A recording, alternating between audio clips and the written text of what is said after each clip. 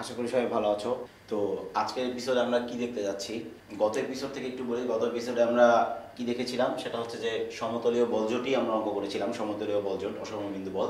কিন্তু সেই বলগুলো ছিল সদৃশ সমান্তরাল অথবা বিসদৃশ সমান্তরাল। আজকে ওই চ্যাপ্টারের আমরা মেজর দুইটা টাইপ করেছি। একটা টাইপ ছিল হচ্ছে যে লব্ধির সূত্রটা এবং লব্ধির ক্রিয়াবিন্দুর অবস্থানের সূত্রটা ব্যবহার করে যে অঙ্কগুলো ছিল প্রথম পার্টে, ওই চ্যাপ্টারের প্রথম পার্টে আমরা যে অঙ্কগুলো করেছিলাম সেগুলো, এবং তারপরে যেটা করেছিলাম যে সদৃশ সমান্তরাল বলের একটা ত্রিভুজের যে চারটা বিন্দুকে নিয়ে যে অঙ্কগুলো ছিল, যে ত্রিভুজের শীর্ষ তিনটা বিন্দুতে যখন তিনটা সমমুখী সমান্তরাল বল কাজ করে এবং তাদের লব্ধি যখন পর্যায়ক্রমে হর কেন্দ্র, তারপর লম্ব কেন্দ্র, পরিকেন্দ্র, অন্তকেন্দ্র কাজ করেছিল, আমরা বিভিন্ন ধরনের প্রমাণ দেখেছিলাম। তো এই চ্যাপ্টারে আরও একটা মেজর টাইপ এখনো বাকি আছে। সেই টাইপটা বেসিক্যালি লব্ধির ক্রিয়াবিন্দুর সরণ সংক্রান্ত অঙ্ক বন্ধুরা। তো ওই টাইপটা করার আগে, ওই টাইপের অঙ্ক আমরা করব, কিন্তু ওই টাইপের অঙ্ক করার আগে আমরা কিছু বেসিক আরও কিছু থিওরি পড়ে নেব। এখন মজার ব্যাপার হচ্ছে যে থিওরিগুলো এখন পড়তে যাচ্ছি সেগুলো আসলে তোমাদের সিলেবাসের যে ফোর্থ চ্যাপ্টারটা, যেটা আসলে মানে একটু দ্বিধাদ্বন্দ্বে অনেকে থাকে যে এটা সিলেবাসে ইনক্লুডেড কি ইনক্লুডেড না, সেই চ্যাপ্টারের কিছু থিওরি বলবো। কারণ ওই থিওরিগুলোর সাহায্যে তুমি এই সদৃশ সমান্তরাল বলের বা বিসদৃশ সমান্তরাল বলের যে লাস্ট টাইপটা, আই মিন তোমার বলের ক্রিয়াবিন্দুর সরণ সংক্রান্ত যে অঙ্কগুলো, সেই অঙ্কগুলো খুব সহজে করা যাবে।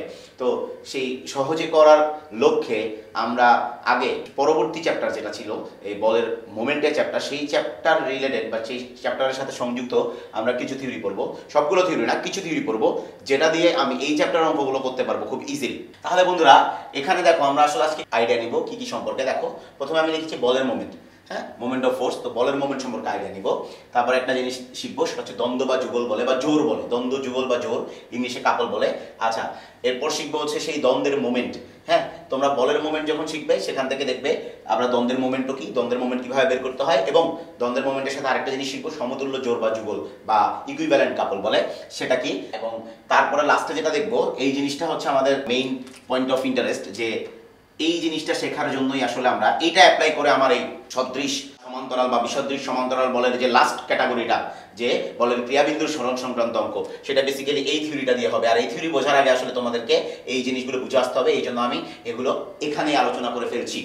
আচ্ছা, তাহলে এসো বন্ধুরা, সবার প্রথমে আমরা আলোচনাটা কোথায় নিয়ে যাই। আমরা ফার্স্টে এসো বলের মোমেন্ট, এই জিনিসটা আগে শিখবো। বলের মোমেন্ট সম্পর্কে কিছুটা আইডিয়া নিব। আচ্ছা, ঘটনা হচ্ছে বলের মোমেন্ট এই জিনিসটা বা এই আইডিয়াটা কোত্থেকে আসলো, বা আমরা কিভাবে এটাকে মেকানিক্সে বা স্থিতিবিদ্যার মধ্যে স্ট্যাটিক্সে কিভাবে এটাকে ইন্টিগ্রেট করলাম, তো সেই জিনিসটা এসো। তো প্রথম কথা হচ্ছে, তুমি যখন কোনো একটা বস্তুকে বল প্রয়োগ করো, আমরা এতক্ষণ পর্যন্ত বা প্রিভিয়াস যে তিনটা চ্যাপ্টারে যে ফোর্সগুলো দিয়ে কাজ করেছি, সেই ফোর্সগুলোর ইফেক্ট সেটা কিন্তু একটা লিনিয়ার ইফেক্ট। মানে ব্যাপারটা হচ্ছে, তুমি একটা ফোর্স দিয়ে যদি কোনো একটা বস্তুকে সরাতে চাও, তাহলে তুমি ফোর্সটা দিলে, যে বরাবর ফোর্স দিলে ওই বরাবর বস্তুটা একটা সরলরেখা বরাবর সরবে। ধরো বস্তুটি সরণ হলো, ইন দ্যাট কেস সেটা সরলরেখা বরাবর সরবে, মানে এটা একটা লিনিয়ার একটা হিসাব। কিন্তু ধরো তুমি যখন কোনো একটা ফোর্স প্রয়োগ করে কোনো একটা জিনিসকে ঘুরাও, অ্যাজ ফর এক্সাম্পল ধরো তুমি একটা দরজা যেটা কিনা একটা এক্সিসকে কেন্দ্র করে ঘুরে, তাহলে তুমি কি করো, একটা দরজার মধ্যেও ফোর্স প্রয়োগ করে কিন্তু দরজাটা তুমি খুলতে পারো। হ্যাঁ, দরজাটা তুমি খুলতে পারো, কিন্তু সেখানে ফোর্স তুমি ঠিকই প্রয়োগ করছো, কিন্তু আলটিমেটলি দরজাটা কিভাবে খুলছে ওখানে কিন্তু একটা রোটেশনের ব্যাপার আছে। সো রোটেশনের ব্যাপারটা যখন ইনভলভ হয়ে যায়, তখন ফোর্সটাকে আসলে সিম্পল ফোর্স হিসেবে আমরা যদি টোটাল ইফেক্টটা, মানে তখন দরজা খোলার জন্য যে ইফেক্টটা তোমার ফোর্স ক্রিয়েট করতেছে, সেই ইফেক্টটাকে শুধুমাত্র ফোর্স দিয়ে কিন্তু হিসাব করা হয় না, ফোর্সের সাথে আরও কিছু প্যারামিটার চলে আসে। এবং সেই যে প্যারামিটারগুলো চলে আসে, মানে ঘূর্ণনের ক্ষেত্রে ফোর্সের ইফেক্ট শুধু অনলি ফোর্স দিয়ে হয় না, আরও কিছু প্যারামিটার লাগে। সেই টোটাল মিলিত ইফেক্টটাকে আমরা তখন মোমেন্ট বলি। মানে ঘূর্ণনের ক্ষেত্রে, যেমন ধরো একটা ফ্যান, একটা পাখা, সিলিং ফ্যান, সেটা ধরো এখন স্থির অবস্থায় আছে। হ্যাঁ, আমরা সুইচ দিলে সেটা ঘোরা শুরু করবে। এখন সুইচ না, মনে করো একটা স্থির অবস্থায় থাকা ফ্যানকে তুমি মানে হাত দিয়ে সেটাকে ঘোরাবে। হ্যাঁ, তাহলে এখন দেখো তুমি যদি এখানে ঘোরাতে যাও, তুমি কিন্তু একটা ফোর্স দিবে। হ্যাঁ, সেই ফোর্সটা কিন্তু তুমি আসলে ফ্যানের যে কোনো একটা জায়গায়, মানে তুমি কিন্তু ঘুরিয়ে ঘুরিয়ে ফোর্স দিবে না, মানে তুমি একটা লিনিয়ারলি একটা ফোর্স দিলে, মানে একটা সরল রেখা বরাবর ফোর্স দিলে, কিন্তু আলটিমেটলি সেই ফোর্সের ফলে ফ্যানটা কিন্তু কি করবে বলো তো, ঘুরবে। ফ্যানটা আলটিমেটলি ঘুরবে। তাহলে এই যে ঘুরছে, এই এই ঘোরার ক্ষেত্রে কতখানি ইফেক্ট আসলে তুমি ওই ফোর্সের মাধ্যমে এই ফ্যানের মধ্যে দিলে, সেই জিনিসটা হিসাব করতে গেলে খালি ওই ফোর্স দিয়ে হবে না, বরং আরো কিছু হিসাব চলে আসবে যে তুমি আসলে যদি দরজার কথা চিন্তা করো, যে দরজা ঘোরানোর সময় তুমি আসলে কতখানি ফোর্স দিয়েছো সেটার হিসাব আসবে, এবং দরজার যে এক্সিসটা, সেই এক্সিস থেকে কত দূরে গিয়ে তুমি ফোর্সটা দিয়েছো সেটার একটা গুরুত্বপূর্ণ ইফেক্ট ওখানে পড়বে।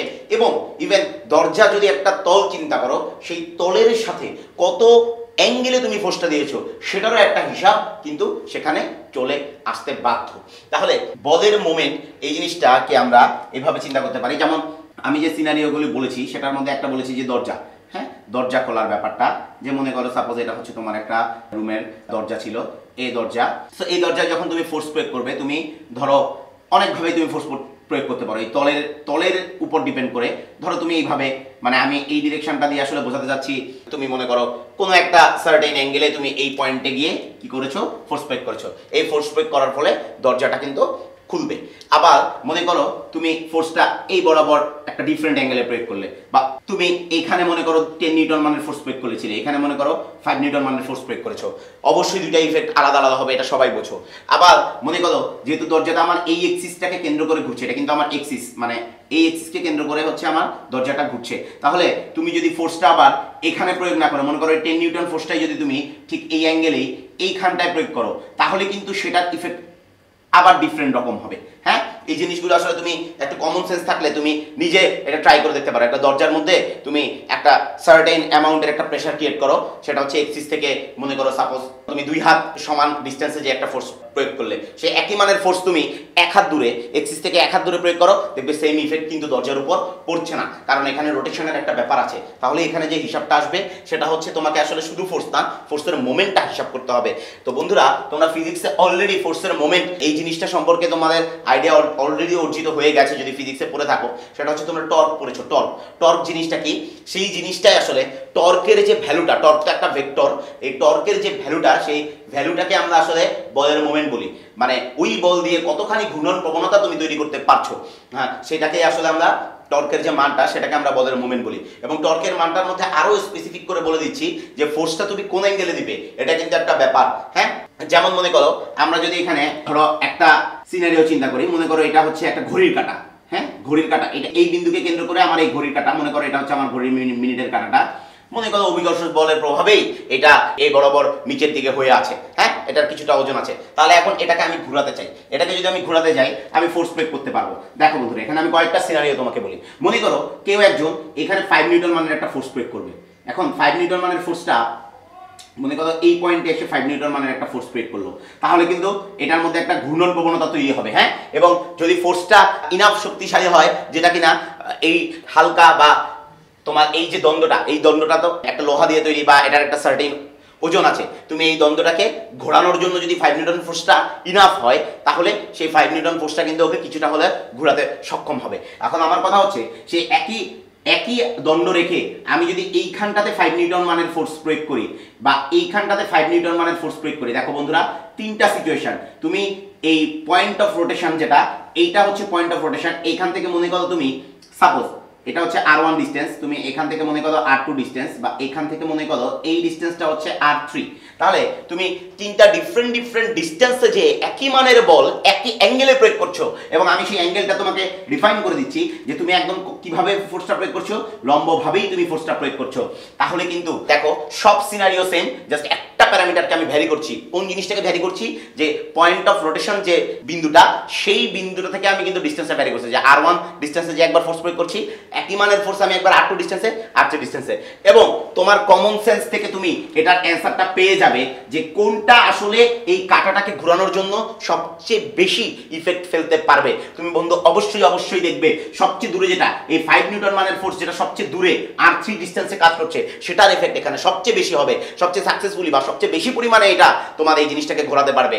আর 5 নিউটন যেটা r2, সেটা এটার চেয়ে একটু কম পরিমাণ ইফেক্ট ফেলবে, এবং সবচেয়ে কম পরিমাণ ইফেক্ট ফেলবে আলটিমেটলি একদম যেটা r1 ডিসটেন্সে যে 5 নিউটন ফোর্সটা কাজ করছে সেটি। তার মানে বন্ধুরা, তোমরা এখান থেকে বুঝতে পারছো যে বলের মোমেন্টের বিষয়ক যে ব্যাপারটা আমরা বলছি, সেই মোমেন্ট বিষয়ক ব্যাপারটা কিন্তু একটা ডিসটেন্সের সাথেও রিলেটেড। সেই ডিসটেন্সটা কোন ডিসটেন্সটা, সেটা হচ্ছে যে বস্তুকে আমি ঘোরাতে যাচ্ছি সেই বস্তুর পয়েন্ট অফ রোটেশন বা এক্সিস অফ রোটেশন যেটাই বলো সেটা থেকে লম্ব দূরত্বটা, এবং এটাকে কেতাবি ভাষায় এই R1 R2 R3 যে জিনিসগুলোকে লিখেছি এগুলোকে কেতাবি ভাষায় বলা হয় ব্যাসার্ধ ভেক্টর।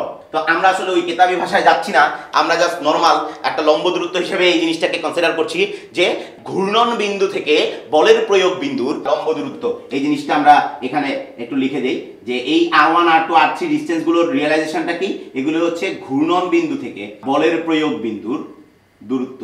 এই গেল একটা হিসাব। তারপরে এসো বন্ধুরা, আমরা যদি আরো কিছু সিনারিও দেখতে চাই এই ঘড়ির কাঁটাটাকে ঘোরানোর ব্যাপারে, আরো কিছু আমরা সিনারিও এখানে চিন্তা করি, আরো কিছু কেস চিন্তা করি। মনে করো এটা তোমার ঘড়ির কাঁটাটাই, ওই সেম ঘড়ির কাঁটাটাকে আমি কয়েকটা সিনারিওতে এখানে রিপ্রেজেন্ট করছি তোমার সামনে। মনে করো ওই ঘড়ির কাঁটাটাই আছে, খেয়াল করো বন্ধুরা। এইখানে আমি যে ঘটনাটা ঘটাতে যাচ্ছি সেটা হচ্ছে, বা তোমাকে যে জিনিসটা বোঝাতে যাচ্ছি সেটা হলো, মনে করো তুমি এই ডিস্টেন্সে এসে একটা ফোর্স প্রয়োগ করলে, এই ডিস্টেন্সটা আমি তোমাকে বলে দিচ্ছি R1, আবার এখানেও আমি সেম মানে R1 ডিস্টেন্সে আমি ফোর্স প্রয়োগ করব। তবে আচ্ছা, এই ফোর্সটা আমি 5 নিউটন মানে প্রয়োগ করেছি, এবং এখানে যে ফোর্সটা প্রয়োগ করব সেটা মনে করো আমার সাপোজ আরেকটু বেশি, মনে করো 9 নিউটন মানের একটা ফোর্স।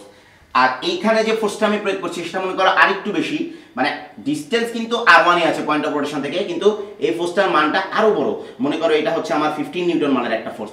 এখন বন্ধুরা ব্যাপারটা বোঝার চেষ্টা করো যে আমি এইখানে কোন জিনিসটাকে ভ্যারি করে দেখাতে যাচ্ছি, বা কোন জিনিসটার ইফেক্টটা তোমাকে বোঝাতে যাচ্ছি, যে আমার বলের প্রয়োগ বিন্দু আমার পয়েন্ট অফ রোটেশন থেকে একটা কনস্ট্যান্ট ডিস্টেন্স আছে। মানে R1 নিয়ে তোমার এখানে চিন্তার কিছু নেই, পুরো সিস্টেমের সবকিছু সেম, R1 ও সেম, খালি চেঞ্জ করছো কি বলো তো দেখি, চেঞ্জ করছো হচ্ছে ফোর্সের মানটা, যে একবার তুমি 5 নিউটন মানের ফোর্স দিচ্ছ, এবং এটাও আমি বলে দিলাম যে প্রত্যেকবার আমি ফোর্সগুলো কত ডিগ্রি অ্যাঙ্গেলে দিচ্ছি বলো দেখি, 90 ডিগ্রি অ্যাঙ্গেলে দিচ্ছি। তাহলে পরে অবশ্যই অবশ্যই তোমার কমন সেন্স কি বলে আমি জানি না, বাট বলা উচিত এই কথাই যে 15 নিউটন মানের যে ফোর্সটা দিয়েছো সেটা সবচেয়ে বেশি ইফেক্ট ফেলবে এই ঘড়ির কাঁটাটাকে ঘোরানোর ব্যাপারে। তারপরে 9 নিউটন মানের বলের ইফেক্টটা তারপর হবে, এবং সব শেষে বা সবচেয়ে ছোট ইফেক্ট ফেলতে পারবে হচ্ছে 5 নিউটন মানের বল। তার মানে বলের যে ডিরেক্ট একটা রিলেশন আছে মোমেন্টের সাথে, এটাও তুমি বুঝতে পারছো, এবং খুব ইজি অ্যান্ড সিম্পল যে বল যত বেশি হবে তোমার মোমেন্টটাও কি হবে, বা ঘূর্ণন প্রবণতা যেটা তৈরি হবে সেই ঘূর্ণন প্রবণতার মানটাও কি হবে, বেশি হবে। এবং সেই কথা কিন্তু এই দূরত্বের ক্ষেত্রে প্রযোজ্য, যে তুমি এখান থেকে দেখতে পেরেছো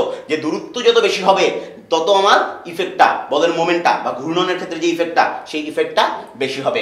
আর বন্ধুরা আরেকটি কথা, অ্যাঙ্গেলের সাথেও এখানে একটা রিলেশন আছে, কিন্তু সেটা নিয়ে তোমার আসলে বদার করার খুব বেশি কারণ নেই। কারণ আচ্ছা আমি এই জিনিসটা বুঝিয়ে দিই, ধরো তুমি এখানে একটা কেস আমি চিন্তা করি যে 9 নিউটন মানের বল আমি এখানে কত ডিগ্রি অ্যাঙ্গেল দিয়েছি, 90 ডিগ্রি অ্যাঙ্গেলে দিয়েছি। এখন মজার ব্যাপার হচ্ছে তুমি যদি 9 নিউটন মানের বল 90 ডিগ্রি অ্যাঙ্গেল না দিয়ে সাপোজ এর সাথে 90 ডিগ্রি অ্যাঙ্গেলে দিলে না, মনে করো এই অ্যাঙ্গেলটা না বলে যদি আমি এই অ্যাঙ্গেলটা বলি সাপোজ, তাহলে তোমার আরো জিনিসটা রিয়েলাইজ করতে সুবিধা হবে। ধরো এই অ্যাঙ্গেলটা হচ্ছে 30 ডিগ্রি, তাহলে বন্ধুরা এখন তুমি যদি এই লাইনের সাথে 30 ডিগ্রি অ্যাঙ্গেলে তুমি ফোর্সটা দাও, তাহলে সেই ফোর্সের হিসাব দিয়ে তুমি বুঝতেই পারছো আমার লম্ব বরাবর কতখানি ফোর্স পড়ছে। লম্ব বরাবর কিন্তু ফুল ফোর্সটা কাজ করছে না, লম্ব বরাবর কাজ করছে কতখানি, এই যদি এটা হয় আমার এখন 9 নিউটন, তাহলে কিন্তু এই বরাবর কিন্তু আর 9 নিউটনটা কাজ করবে না। 9 নিউটনের একটা উপাংশ, আই মিন 9 cos 30, 9 cos 30, এই জিনিসটা কিন্তু আরো 9 নিউটনের হচ্ছে কম একটা ফোর্স। সো এই অ্যাঙ্গেলেরও কিন্তু একটা হিসাব আসবে যে এই লম্ব বরাবর তুমি ব্যাসার্ধ ভেক্টর যেটা আমরা কনসিডার করছি, সেই ব্যাসার্ধ ভেক্টরের সাথে লম্ব বরাবর তুমি কতখানি ফোর্স দিচ্ছ, সেই উপাংশ যখন তুমি বের করতে যাবে সেই উপাংশের মান কিন্তু আরো কম হয়ে যাবে। সো এখানে অ্যাঙ্গেলের একটা অবশ্যই হিসাব আছে। এবং এই পুরো জিনিসটাকে আসলে তোমরা যখন একদম ফর্মালাইজ করবা, ব্যাপারটা হচ্ছে এরকম যে টাউ টর্ক বলি আমরা মোমেন্টটাকে, সেটা হচ্ছে আমরা এই সূত্রটা সবাই মনে হয় জানি যে R ক্রস F। এখানে Rটা আসলে কি ইন্ডিকেট করে, Fটা আসলে কি ইন্ডিকেট করে, এখন তুমি বুঝতে পারবে বন্ধুরা। সেটা হচ্ছে যে পয়েন্ট অফ রোটেশন থেকে বলের প্রয়োগ বিন্দু বরাবর যে ভেক্টরটা, মানে পয়েন্ট অফ রোটেশন হবে আদি বিন্দু আর বলের প্রয়োগ বিন্দু হবে শেষ বিন্দু, তাহলে যে ভেক্টরটা নির্দেশিত হচ্ছে সেই ভেক্টরটা হচ্ছে R ভেক্টর। এবং এফটা কি, এফটা তো বুঝতে পারছো ফোর্স, যে পয়েন্টে একটা ফোর্স প্রয়োগ করছো সেটা একটা ডিরেক্ট একটা ভেক্টর। তাহলে এই আর এবং এফ কে যদি তুমি ক্রস করো, ক্রস করলে পরে এখানে আসলে মানটা কেমন হয় যে আর এফ, হ্যাঁ, সাইন এদের মধ্যবর্তী কোণ, মনে করো সাপোজ মধ্যবর্তী কোণ হচ্ছে তুমি থিটা ডিগ্রি অ্যাঙ্গেলে, তুমি আর ভেক্টরটা এবং এই ভেক্টরটা যদি থিটা ডিগ্রি অ্যাঙ্গেল তৈরি করে, তাহলে সেই থিটা ডিগ্রি অ্যাঙ্গেলে যদি কাজ করে, এবং এটা কিন্তু একটা অবশ্যই ভেক্টর, হ্যাঁ, তাহলে একটা ভেক্টরের একক ভেক্টর ইউনিট ভেক্টর একটা দিতে হবে এটা। তাহলে পরে এখান থেকে দেখো বন্ধুরা, তোমাকে আমি আস্তে আস্তে এখান থেকে আমি ম্যাথের যে সহজ সিম্পলিফাইড হিসাবটা, যে বলের মোমেন্ট, সরাসরি বলের মোমেন্টের যে মানটা আমরা হিসাব করি, সেই মানে এখান থেকে চলে যাচ্ছি। কিভাবে চলে যাচ্ছি দেখো, আমরা এখানে প্রথম কথা হচ্ছে এখানে টাউটা আমরা হিসাব করব হচ্ছে কত ডিগ্রি অ্যাঙ্গেলে বলো তো, 90 ডিগ্রি অ্যাঙ্গেলে যখন ফোর্স, মানে ব্যাসার্ধ ভেক্টরের সাথে ফোর্সের অ্যাঙ্গেল 90 ডিগ্রি এর কথাটার মিনিং কি, ওই যে ঘড়ির কাঁটাকে তুমি ঘোরানোর জন্য যে ফোর্সটা দেবে, সেই ফোর্সটা দেবে ঠিক ঘড়ির কাঁটা লম্ব বরাবর। তাহলে কিন্তু বন্ধুরা ঠিক টাউ 90 ডিগ্রি অ্যাঙ্গেলে যখন অ্যাপ্লাইড হবে, তখন এই মানটা না, আমি ভেক্টর সহই বলছি যে এটা হচ্ছে কত ডিগ্রি হয়ে যাবে, sin 90 ডিগ্রি ইনটু ইটা। আর sin 90 ডিগ্রির মান মনে হয় সবার জানা আছে, সেটা হচ্ছে rf ইনটু ইটা। এখন বন্ধুরা এটা হচ্ছে টাউ 90 ডিগ্রি অ্যাঙ্গেলে অ্যাপ্লাইড হলে আমার সরাসরি ভেক্টর সম্পন্ন মানটা এখানে 90 ডিগ্রি অ্যাঙ্গেলে যখন আমরা টাউটা হিসাব করছি, মানে 90 ডিগ্রি অ্যাঙ্গেল মানে হচ্ছে যে ফোর্স এবং ব্যাসার্ধ ভেক্টরের মধ্যবর্তী কোণটা 90 ডিগ্রি, সেই জিনিসটা বোঝাচ্ছি। তাহলে সেটা তো এখন ভেক্টর হিসেবে আছে, কিন্তু আমরা জাস্ট এটার মানটা নিতে আগ্রহী। তাহলে টাউ 90 ডিগ্রি যে ভেক্টরটা, সেটার যদি আমি মান নেই, সেই মানটা নিলে জাস্ট সিম্পলি কি থেকে যাবে বলতো, আর এবং এফ। এবং বন্ধুরা এটাই আসলে আমার সেই কাঙ্ক্ষিত বলের মোমেন্ট। সেটা হচ্ছে কোন বলের মোমেন্ট, তাহলে এফ বলের মোমেন্ট, এফ বলের মোমেন্ট। এবং এই কথাটা একটা পরিপূর্ণ কথা হয়নি, কারণ এফ বলের মোমেন্ট তুমি যে নিয়েছো সেখানে তো ঠিক আছে, এফ বলের মোমেন্ট যেহেতু হয়েছে, এফ আছে, ভালো কথা, কিন্তু আরটা কোত্থেকে আসলো, সেই আর এর পরিচয়টাও তোমাকে বলে দিতে হবে। কিন্তু সেটা কিভাবে বলে দিতে হয়, পয়েন্ট অফ রোটেশনের সাপেক্ষে ফোর্সের ক্রিয়াবিন্দুর যে ডিস্টেন্সটা, সেই ডিস্টেন্সটাই কিন্তু আর, এই জিনিসটা বুঝতে হবে। হ্যাঁ, মাঝখানের বস্তুটা কেমন ছিল, সেটা কি লোহার ছিল নাকি সেটা প্লাস্টিকের ছিল নাকি কত ভারী ছিল, এগুলি কিন্তু কোনো মানে ওই ফিজিক্যাল অ্যাপিয়ারেন্সটা এখন আমাদের কোনো মানে জানার কোনো ব্যাপারই না। আমরা শুধু আগ্রহী কোন দুইটা জিনিস নিয়ে, যে আমি কত মানের ফোর্স প্রয়োগ করেছি এবং পয়েন্ট অফ রোটেশন থেকে, হ্যাঁ, point of application of force, সেই ডিস্টেন্সটা কত, সেই ডিস্টেন্সটা আমার দরকার, এবং সেই ডিস্টেন্সটা হচ্ছে আর। সো এই আরটার কথাটা যদি উল্লেখ করতে হয়, তাহলে এখানে একটা সার্টেন পয়েন্টের সাপেক্ষে বলের মোমেন্ট বলা উচিত। লাইক মনে করো আমি বললাম ও বিন্দুর সাপেক্ষে, এইবার কথাটা একটা মোটামুটি পূর্ণাঙ্গ রূপ পেল যে ও বিন্দুর সাপেক্ষে এফ বলের মোমেন্ট। এই কথাটা দ্বারা তাহলে কি বোঝাচ্ছে বন্ধুরা, যে ও বিন্দুকে কেন্দ্র করে যদি কোনো একটা বস্তুকে রোটেট করানোর জন্য এফ বল প্রয়োগ করা হয়, তাহলে কতখানি ইফেক্ট বা ঘূর্ণন প্রবণতা সেই বস্তুটার মধ্যে তৈরি হবে। হ্যাঁ, সেই জিনিসটাই আমার কি বলতো দেখি, এই মোমেন্টের মান। সো ও বিন্দুর সাপেক্ষে বলের মোমেন্ট যদি বলা হয়, তখন এই আর ডিসটেন্সটা, তাহলে কোন ডিসটেন্সটা বলো, ও বিন্দু থেকে এফ বলের ক্রিয়ারেখার লম্ব বরাবর যে দূরত্বটা, সেই দূরত্বটাকে আমরা কি বলছি, আর বলছি।